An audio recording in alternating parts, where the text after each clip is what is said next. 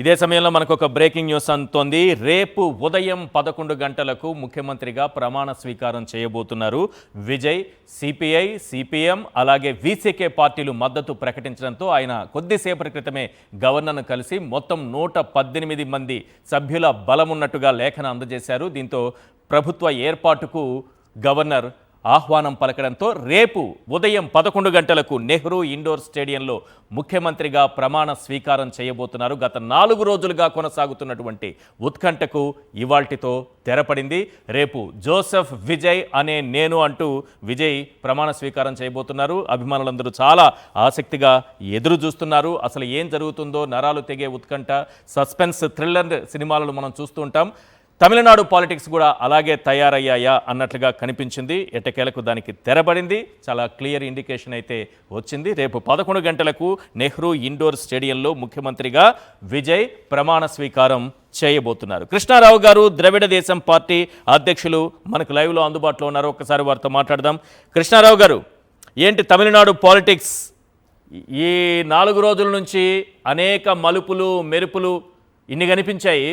ఒక సస్పెన్స్ థ్రిల్లర్ని తలపించింది. ఒక పార్టీ అధ్యక్షులుగా తమిళనాడు పాలిటిక్స్ని మీరు ఎలా అబ్జర్వ్ చేశారు?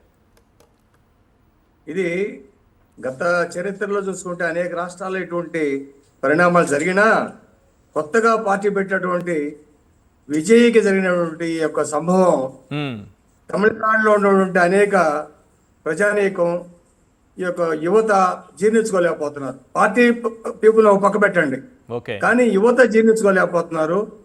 ఈ యొక్క ఇప్పుడిప్పుడే ఓటు హక్కు రానటువంటి వారు కూడా విజయ్ పదవి ప్రమాణానికి ప్రస్తుత కేంద్ర ప్రభుత్వం ద్వారా గవర్నర్ అడ్డుకుంటున్నారనేది అందరూ కూడా చాలా నిరాశ ఎదురు చూస్తున్నారు.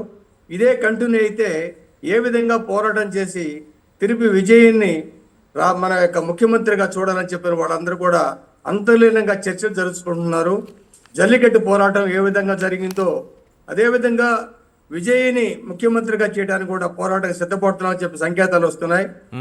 ఆ సందర్భంలో గత 4 రోజుల నుంచి చూస్తే మనకి డిఎంకే పార్టీలో, ఇండియా కూటమిలో భాగస్వాములైనటువంటి ఈ యొక్క కాంగ్రెస్ కానివ్వండి, ఉభయ కమ్యూనిస్టు పార్టీలు కానివ్వండి, వీసీకే పార్టీ కానివ్వండి, వీళ్ళు కనుక చేరితే ఆ 11 సీట్లు పెట్టి ప్రభుత్వాన్ని ఏర్పరచాలని ఎంతో మంది ఎన్నో చర్చలు జరిగాయి. కానీ చాలా నిబద్ధమైనటువంటి పార్టీ అయినటువంటి ఉభయ కమ్యూనిస్టు పార్టీలు మేము ప్రభుత్వంలో చేరము, అయినా కానీ మా యొక్క నాయకులతో సంప్రదించి మా యొక్క సంకేతాలను ఇస్తామని చెప్పారు, కానీ తొందరపడలేదు.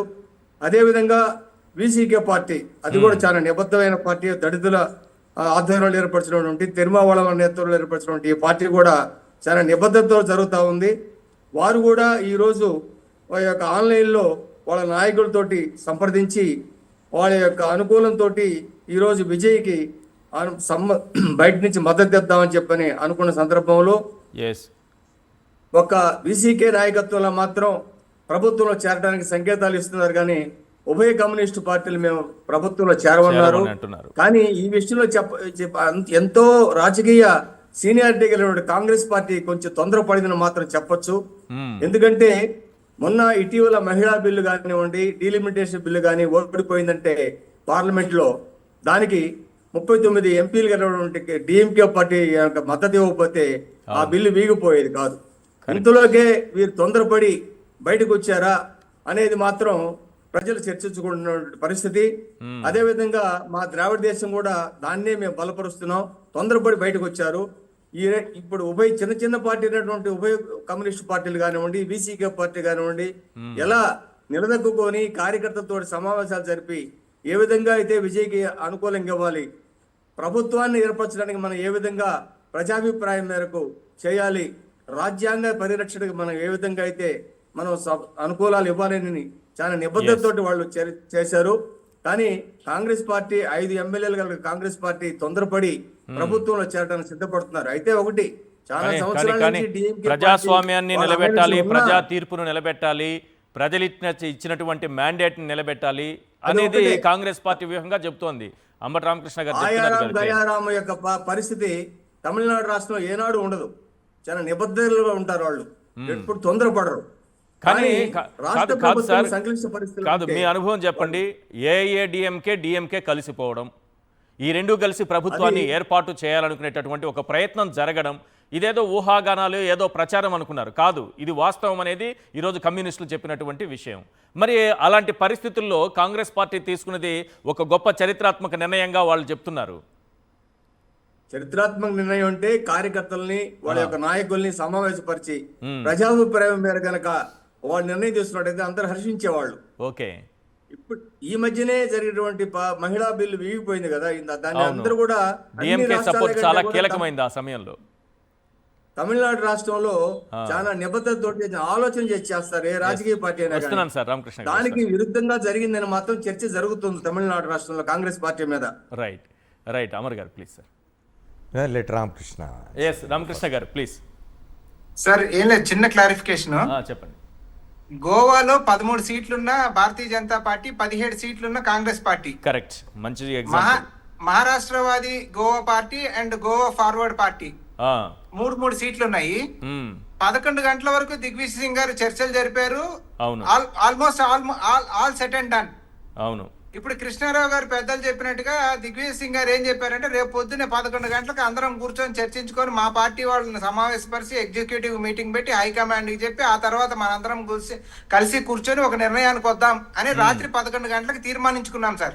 ఓకే, రాత్రి 11 గంటలకు తీర్మానించుకొని ఆయన వెళ్ళి హోటల్లో నిద్రపోయారు. తెల్లవారుజామున 4ంటికి అనౌన్స్మెంట్ వచ్చింది sir. Maharashtrawadi Goa party, Goa forward bloc, 3 ఇండిపెండెంట్లు భారతీయ జనతా పార్టీకి మద్దతు ఇచ్చారు. గవర్నర్ లేఖలు కూడా సమర్పించారు తెల్లారుజామున. సో ఆ రోజు కాంగ్రెస్ పార్టీని ఏమన్నారంటే, కాంగ్రెస్ పార్టీ హ్యాపీగా స్టార్ హోటల్లో నిద్రపోతా ఉంది. ఈ రాత్రి ఇంత కీలకమైనప్పుడు ఏఐసిసి అది నుంచి వచ్చిన అబ్జర్వర్ ఏ రకంగా నిద్రపోతాడు? కరెక్ట్. అది 11 తెల్లారవని నిద్రపోకుండా తేల్చుకొని కదా నిద్రపోవాలి. గవర్నర్ ఇంటికి ఆ 12ంటికి వెళ్తే నష్టం ఏమొచ్చింది అని ఆ నింద ఆ రోజు మోసాం. కరెక్ట్ కరెక్ట్, మంచి పాయింట్ చెప్పారు. ఇవాళ ఈ నింద మోయాల్సి వస్తుంది. సో సహజంగా ఏంటంటే రామకృష్ణ గారు మీరేం బాధపడాల్సిన అవసరం లేదు, మీరే నింద మోయడం లేదు. ఇప్పుడు నేను చెప్పదలుచుకున్నది ఏమిటంటే, నిజానికి 1967 వరకు తమిళనాడులో కాంగ్రెస్ అధికారంలో ఉన్నది. రాజగోపాలాచారి కానీ, ఆ తర్వాత కామరాజ్ నాడార్ కానీ, ఆ తర్వాత భక్తవత్సలం, ముగ్గురు. 67 నుంచి ద్రవిడుల పాలన మొదలైంది. ఇప్పుడు ద్రవిడ దేశం అధ్యక్షులుగా ఉన్నారు పెద్దలు, వారి పేరు కృష్ణారావు గారు. వారికి సంతోషం కలగవచ్చు. తమిళనాడులో కూడా చాలా మంది సంతోషపడవచ్చు. ఏమిటంటే ఏఐడిఎంకే డిఎంకే కనుక ఏ విధంగా కలిసినా, ఎందుకంటే ఈ రెండు కూడా ఒకప్పుడు ఒకటే పార్టీ. అవును, అన్నాదురైతో మొదలైంది 67లో. 67లో అన్నాదురైతో ద్రవిడ మున్నేట్ర కళగం పాలన మొదలైన తర్వాత అది చీలిపోతూ వచ్చి, ఆ తర్వాత కరుణానిధి, ఎంజి రామచంద్రన్, అక్కడి నుంచి వీళ్ళంతా దాదాపు 59 సంవత్సరాల తర్వాత ఇవాళ మళ్ళా కాంగ్రెస్కు తమిళనాడు పరిపాలనలో ఏదో ఒక రోల్ ప్లే చేసే అవకాశం కలిగింది. దానికి కాంగ్రెస్ సంతోషపడాల్సిందే. మీరేం నిందపడ్డది కదా మా మీద అని బాధపడద్దు. ఇవాళ దేశంలో కమ్యూనిస్ట్ పార్టీలన్నీ ఒకటి కావాలి అని చెప్పి సిపిఐ నుంచి నక్సలైట్ల దాకా అందరు ఒకటి కావాలి అని రోజు మాట్లాడుతుంటారు. అదేవిధంగా ద్రవిడ పార్టీలన్నీ ఒకటి కావడంలో తప్పేం లేదు, మనకేం బెదరు. ఇక్కడ వచ్చిందల్లా ఏమిటి అంటే, స్టాలిన్ నాయకత్వంలో ఉన్న డిఎంకే చాలా బలంగా భారతీయ జనతా పార్టీని, దాని సిద్ధాంతాలని, దాన్ని వ్యతిరేకిస్తున్న పార్టీ. ఆ బీజేపీ మద్దతుతో తమిళనాడులో పోటీ చేసిన ఎన్డీఏ భాగస్వామిగా ఉన్న ఏఐడిఎంకేకు విజయ్ అనేవాడు సింగిల్ లార్జెస్ట్ పార్టీగా వస్తే అతన్ని అధికారంలో రాకుండా నిలువరించడం కోసమని స్టాలిన్ నాయకత్వంలోని డిఎంకే మద్దతు తెలపబోతున్నది అనే వార్త బయటకు వచ్చినప్పుడు, ఇంతకుముందు కృష్ణారావు గారు చెప్పినట్టు తమిళనాడు ప్రజలు చాలా ఎమోషనల్ కూడా. మన దేశంలోని ఇతర అన్ని రాష్ట్రాల కంటే కూడా ఎక్కువ ఎమోషనల్ తమిళనాడు ప్రజలు. అందులో ఇవాళ యూత్ ఎట్లా ఉన్నది మనం చూస్తున్నాం. సోషల్ మీడియా వచ్చిన తర్వాత ఎంత వేగంగా క్షణాల మీద సమాచారం ఎక్కడెక్కడికి పోతున్నదో చూస్తూ ఉన్నాం. నిజంగా ఇవాళ విజయ్ని కనుక వాళ్ళ సక్సెస్ అయ్యి అతని ముఖ్యమంత్రి కాకుండా అతని పార్టీ టీవీకే ప్రభుత్వం ఏర్పాటు చేయకుండా కనుక ఆపింటే తమిళనాడు చాలా గందరగోళంగా ఉండేదండి. నేను ఇదేదో బెదిరించడానికో లేకపోతే ఇంకో దానికో చెప్పడం లేదు, చాలా గందరగోళంగా తయారయ్యేది. దాన్ని అదుపు చేయడం చాలా సమస్య అయ్యేది ముందు ముందు. Yes, right. ఒక చిన్న బ్రేక్ తీసుకుందాం. బ్రేక్ తరువాత అసలు బొటాబొటి నంబర్తో ప్రభుత్వాన్ని నడపడం అనేది విజయ్కు కత్తి మీద సాములా తయారవుతుందా? ఈ అంశాలపైన మాట్లాడదాం. రేపు విజయ్ ప్రమాణ స్వీకారం కూడా ఉండబోతుంది. రేపు ఉదయం 11 గంటలకు నెహ్రూ ఇండోర్ స్టేడియంలో ఆయన ప్రమాణ స్వీకారం చేయబోతున్నారు. కాంగ్రెస్ మద్దతు 5 మంది సభ్యుల మద్దతు ఉంది. కాంగ్రెస్ నుంచి వీసీకే 2 సభ్యుల మద్దతు ఉంది. అలాగే లెఫ్ట్ పార్టీలకు 4 సభ్యుల మద్దతు ఉంది. మొత్తం 107 స్థానాలను, అంటే విజయ్ 2 స్థానాల్లో పోటీ చేశారు కాబట్టి 108గా మనకు కనిపిస్తుంది. కానీ ఒక స్థానాన్ని తీసేస్తే 107 స్థానాలు టీవీకే చేతిలో ఉన్నాయి.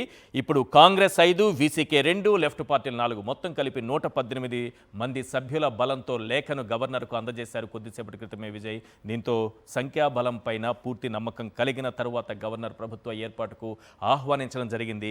అభిమానులు 4 రోజులుగా ఉత్కంఠకు ఎదురు చూస్తుంటే ఆ ఉత్కంఠకు తెరపడింది. రేపు ఉదయం 11 గంటలకు జోసెఫ్ విజయ్ అనే నేను అంటూ విజయ్ సీఎంగా ప్రమాణ స్వీకారం చేయబోతున్నారు.